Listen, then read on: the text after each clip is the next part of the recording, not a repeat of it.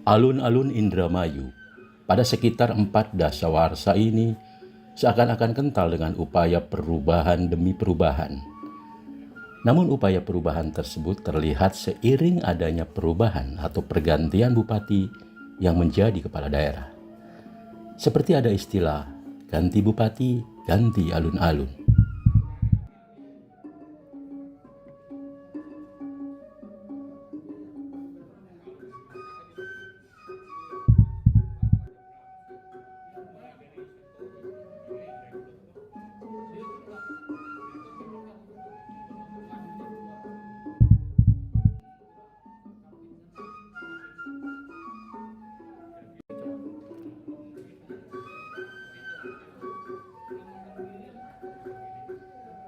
Mengapa keberadaan alun-alun Indramayu senantiasa berubah seiring pergantian bupati selaku kepala daerah?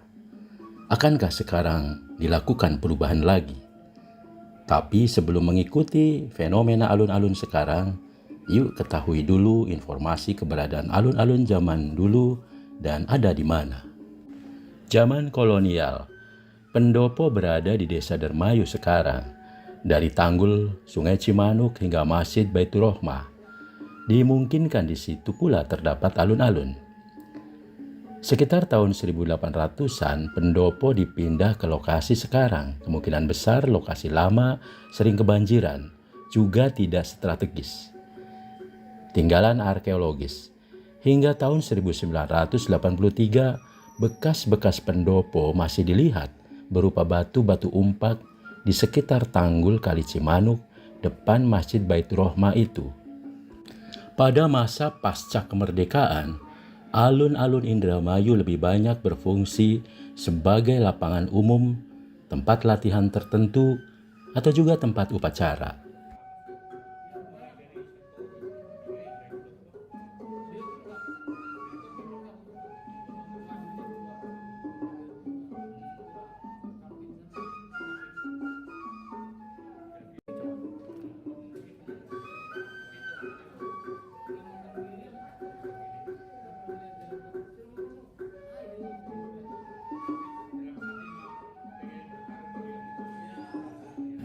Lokasi komplek gedung kabupaten, alun-alun, masjid yang sekarang dapat disaksikan adalah pengembangan pusat kota yang baru yang terletak di sisi timur Sungai Cimanuk, terjadi pada zaman kolonial Belanda.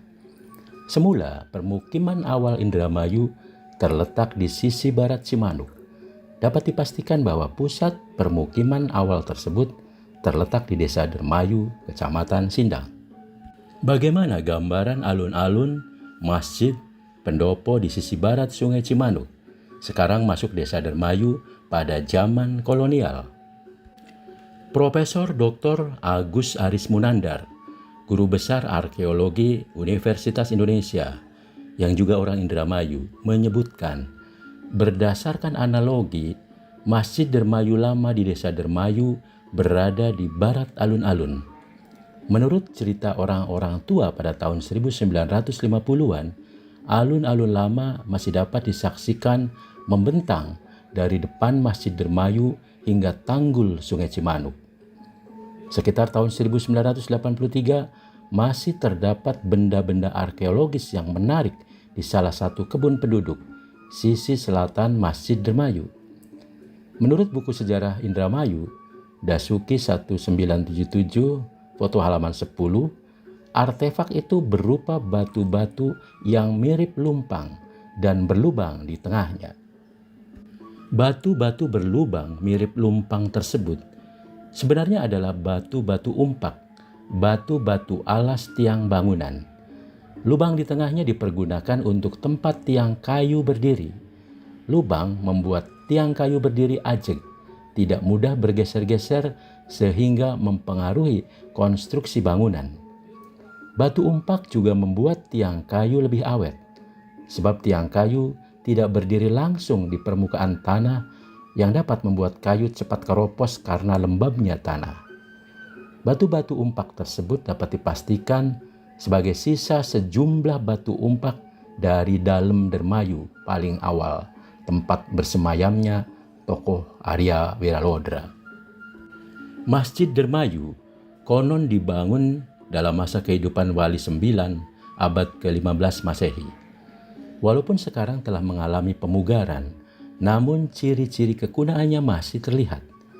Ciri-ciri masjid kuna menurut G.F. Piper 1947 halaman 273 seorang ahli arkeologi Islam adalah sebagai berikut. Denahnya persegi, berdiri pada kaki yang masif, tidak berkolong atau berbentuk panggung.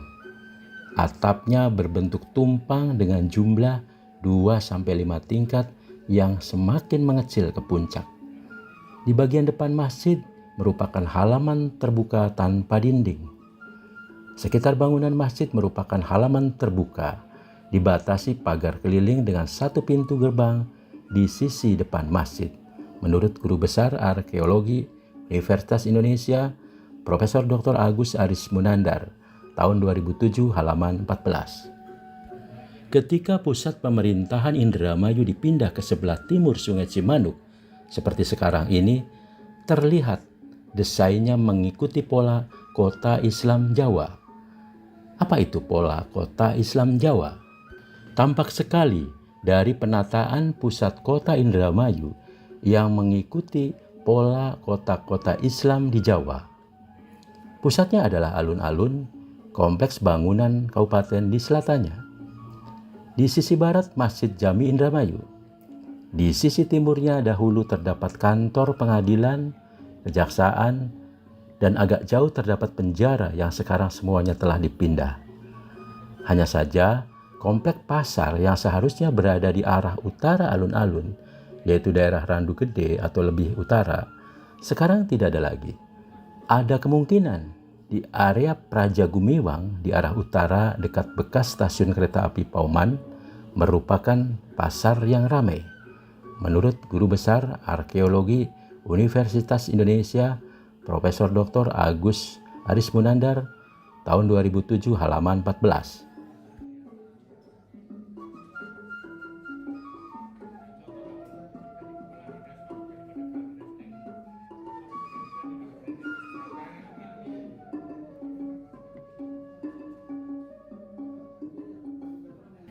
Alun-alun Indramayu memiliki sejarah yang cukup panjang dengan pola kota Islam Jawa. Ciri-cirinya sebagai berikut. Di tengah adalah alun-alun Indramayu. Di sebelah timur adalah pengadilan dan penjara. Di sebelah barat adalah Masjid Agung. Di sebelah selatan adalah Pendopo Indramayu. Dan di sebelah utara mungkin dulunya pasar. Menurut Guru Besar Arkeologi Universitas Indonesia, Profesor Dr. Agus Aris Munandar, tahun 2007 halaman 14. Pada masa 1970-an, ikon alun-alun Indramayu adalah Tugu Bintang 5. Tugu tersebut sudah berpuluh-puluh tahun sebelum dibangun dengan posisi berada di depan pendopo atau di tepi alun-alun tersebut.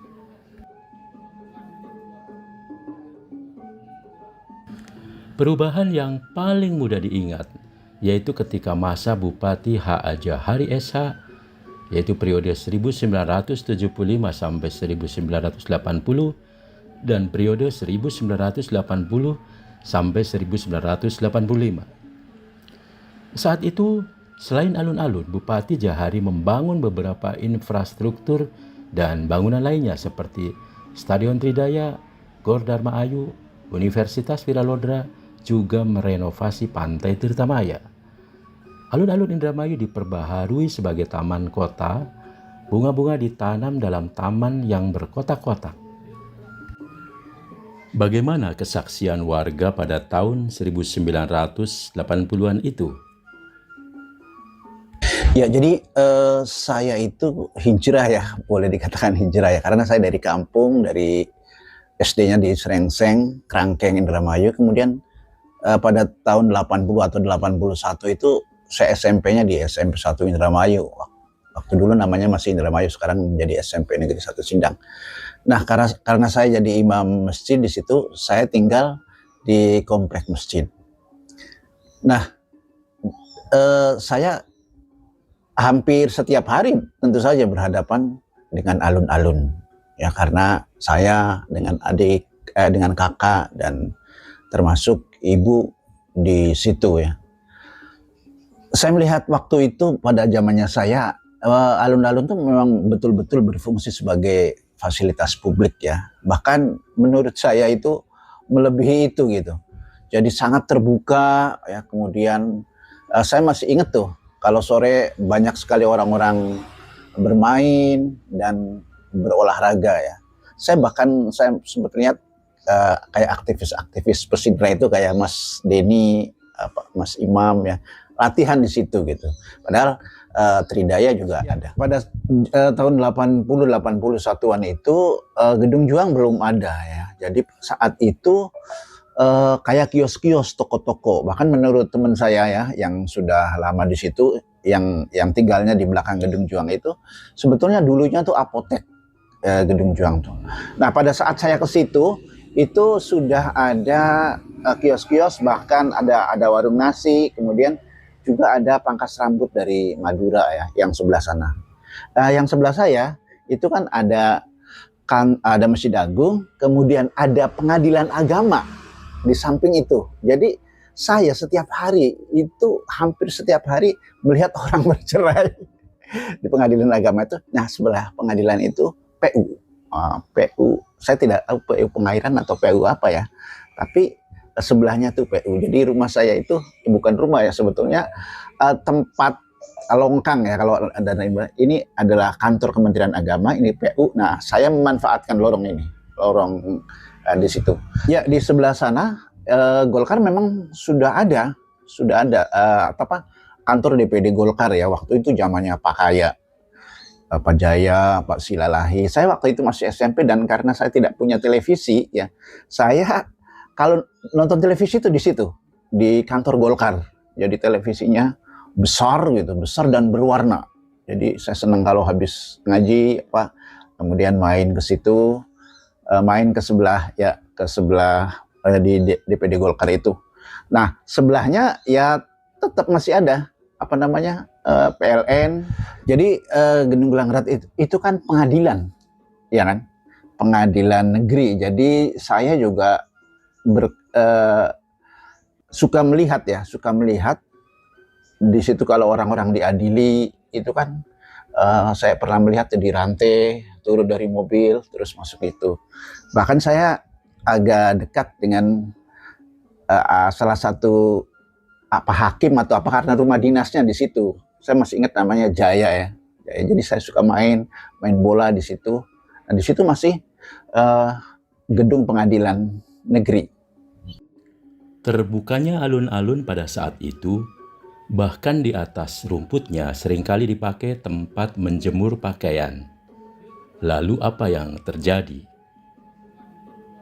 Saya bilang terlampau terbuka ya, karena pada saat itu memang ada tugu ya, bukan tugu wabu runcing waktu itu. Tapi masih betul-betul rumput ya, bukan rumput sintesis, itu rumput teki gitu. Jadi berkali-kali kadang-kadang tinggi kemudian dipotong lagi. Nah saya itu punya pengalaman menarik di alun-alun itu, karena waktu itu kalau menjemur pakaian itu di alun-alun, di rumput, karena cepat kering gitu, kena terik matahari itu. Dan menurut saya karena mereka tidak tahu ya, Tibum dan orang-orang penjaga pendopo tidak, jadi dibiarkan aja. Jadi hampir setiap hari kami menjemur pakaian tuh di situ. Pengalaman yang lucu dan pengalaman yang menarik itu, satu ketika saya menjemur pakaian di alun-alun itu. Ada baju, ada sarung, ya ada celana. Nah, tidak diduga-duga pada saat itu kemungkinan ada tamu dari provinsi yang membawa helikopter gitu. Helikopter itu karena belum ada lapangan landasan ya, kalau sekarang kan sudah ada di PP itu. Jadi turunnya di situ, di alun-alun itu, di rumput itu. Nah, jemuran-jemuran yang sudah dijemur itu berterbangan. Berhamburan gitu. Sarung, celana, baju itu berhamburan. Karena apa? Karena baling-baling helikopter itu. Saya betul-betul merasa malu, bingung, dan saya pasti dimarahin gitu. Tapi setelah helikopter itu turun, ya kami segera mengambil jemuran itu, dan benar saja besoknya keluarga kami itu dimarahin oleh Tibum, dan sejak itu saya tidak jemur lagi pakaian di alun-alun. Namun pada masa Bupati H.A. Jahari Esa pula, ikon baru dibangun, yakni berupa Tugu Bambu Runcing menggantikan Tugu Lima. Peresmian dilakukan Gubernur Jawa Barat H. Anggunaifi.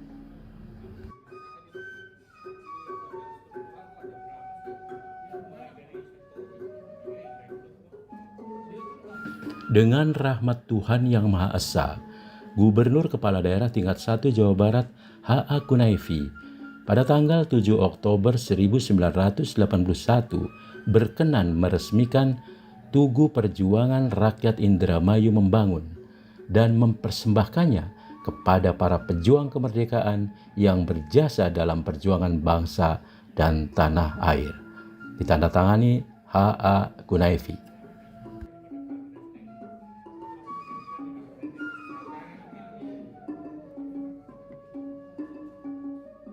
Pada masa Bupati H. Adang Suryana, periode 1985 sampai 1990, tidak banyak melakukan perubahan alun-alun. Terlihat pula pemugaran pada bagian pagar pembatas alun-alun.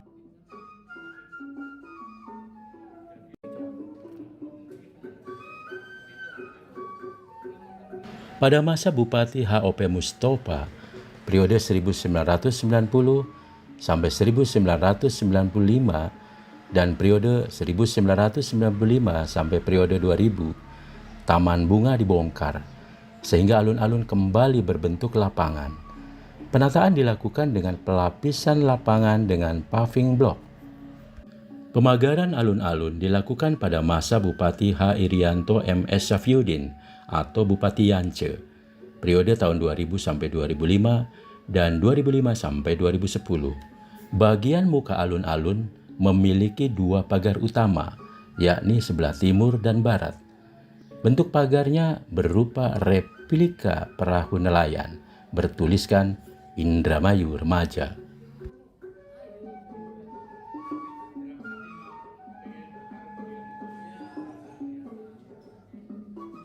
Namun perubahan dilakukan lagi, yakni pada masa Bupati Hajah Nina Agustina, periode 2021 sampai 2024. Penataan dilakukan dengan membongkar pagar pembatas alun-alun, termasuk juga 2 gapura yang menjadi pintu gerbang alun-alun.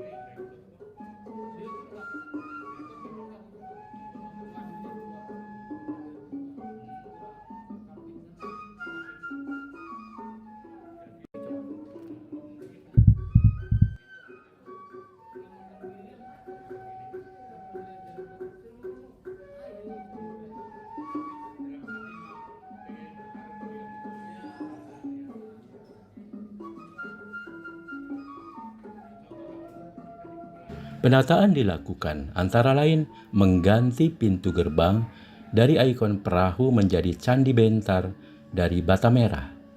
Sedangkan lahan ditata dengan batu granit berhias bintang, serta beberapa tanaman. Pada bagian depan tertulis alun-alun Puspawangi. Penataan juga hingga gedung Landrat yang sekian waktu terbengkalai.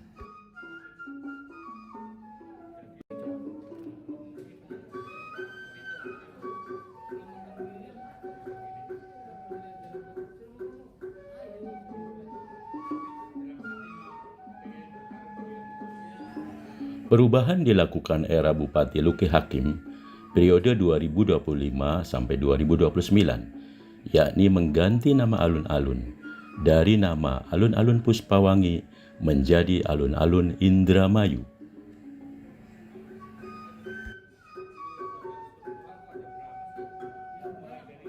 Alun-alun Indramayu sekarang adalah di tengah adalah Alun-Alun Indramayu. Sebelah timur ruang publik yaitu eks Gedung Landrat dan Taman Aspirasi.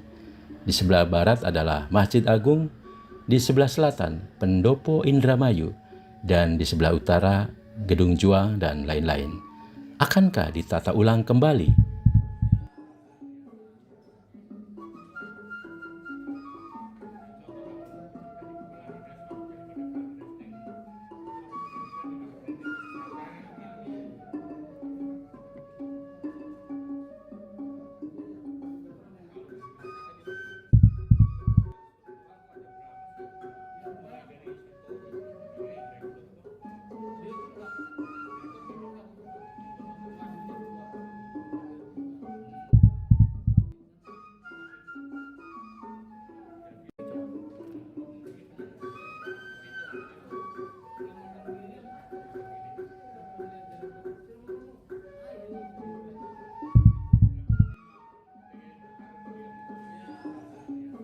Menurut arkeolog dan sejarawan, alun-alun adalah pusat vital dalam tata ruang kota kuno Jawa, berfungsi sebagai ruang publik serbaguna yang menghubungkan fungsi politik yaitu pemerintahan, pendopo, ekonomi yaitu pasar, militer yaitu penjara kantor polisi, dan agama yaitu Masjid Agung. Seringkali dengan pohon beringin di tengah melambangkan pengayoman dan keseimbangan kosmos, serta cerminan evolusi kota dari era kerajaan hingga modern, menunjukkan pergeseran fungsi dari simbolisme kosmologis ke ruang interaksi sosial sehari-hari.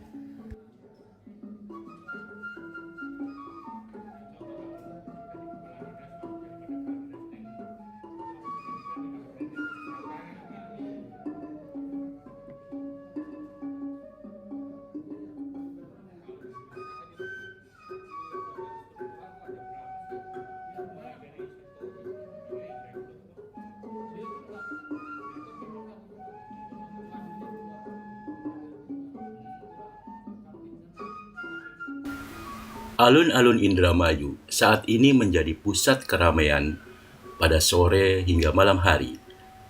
Apalagi tiap malam Sabtu dan malam Minggu digelar Car Free Night.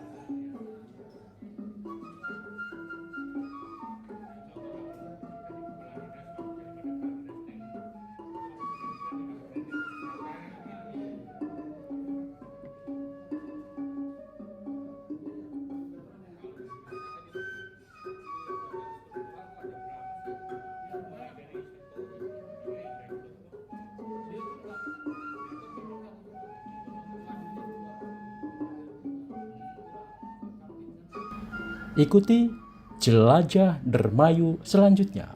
Salam jeder.